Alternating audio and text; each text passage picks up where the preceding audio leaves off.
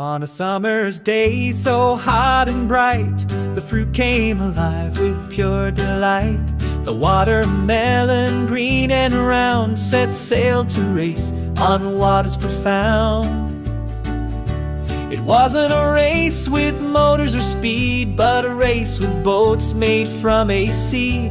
The fruit crew gathered ready to start, each one had their own boat, a work of heart.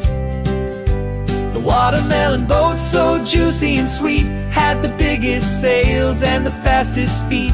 The cantaloupe captain was quick on his toes, but the grape sailors were nimble, as everyone knows.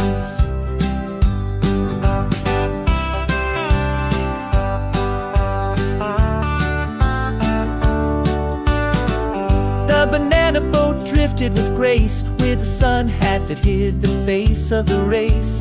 The cherry boat bobbed with a tiny oar, but was slow to start like it needed more. They raced through the river, splashed past the shore, laughing and cheering, asking for more. The watermelon boat surged ahead with pride, but the grape boat, oh, it had the fastest ride. In the end they reached the finish line, all the boats together so sweet and fine.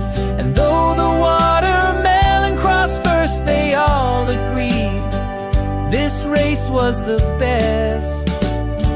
The watermelon boat, so juicy and sweet, had the biggest sails and the fastest feet. The cantaloupe captain was quick on his toes, but the grape sailors were nimble. The watermelon boat, so juicy and sweet, had the biggest sails and the fastest feet. The cantaloupe captain was quick on his toes, but the grape sailors were nimble, as everyone knows.